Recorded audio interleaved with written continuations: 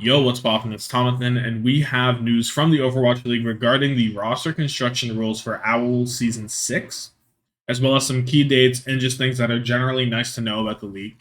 So, first, a key date that has already happened is the November 11th deadline by which teams can choose to extend player contracts using the team option. For example, Florida have extended someone, RuPaul, and Checkmate, and have chose not to extend Animo and Sermajed.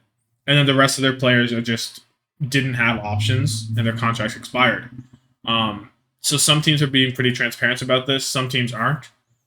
We'll know everything whenever Owl release their offseason tracker, which will be later this week apparently, and then we'll know the contract status for every player formally, hopefully before the November 18th deadline, or not even deadline, but just the November 18th date of which the contracts formally expire, so we can get some theory crafting in before it actually comes out.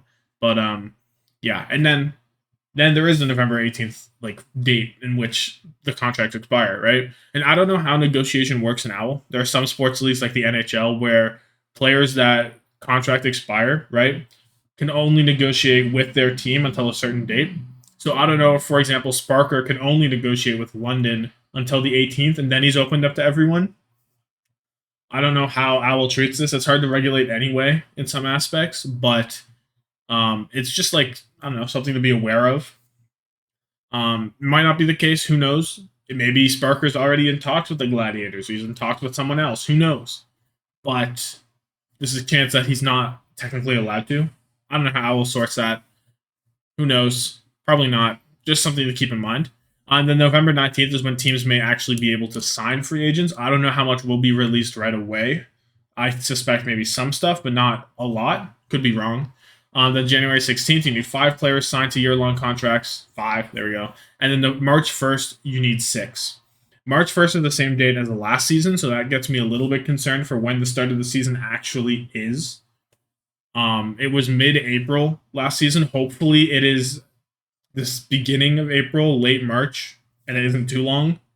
I think mid-March would be better, but 2 weeks for 6 players.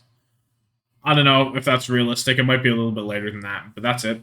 And then players who were born on or before August 31st, 2005 are eligible for a contract. This is the same date as last season, so nothing changed there. Additionally, the minimum salary for the contracts has been increased to 54,000 American dollars, which is good. Other things for 2023, teams may only sign a given player to 30-day contracts once per season. So there are definitely some players that were probably stringed along on 30-day contracts for the entire season, or at least part of the season, and they just didn't have job security. They didn't know where they would be next month, that kind of stuff. So this is just a good change. This is it was just teams exploiting their 30-day contract rule, and Owl just had to crack down on it, which is fine. It's a good change. But yeah, and then that's pretty much it. And then the player movement tracker will be published later this week, and that's when I will get my tinfoil hat on and make the crack pipe Toronto Defiant roster rebuild for the 4th year in a row. For the 5th year in a row? No, I guess third. 1, 2, yeah, third or something. Who knows? They're gonna rebuild again. Pisu's gone. Cry. But yeah, so yeah, that's gonna be it.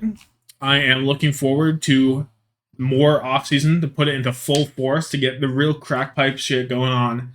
But yeah, like this video if you like it, subscribe if you really like it. Let me know your thoughts down below, and deuces.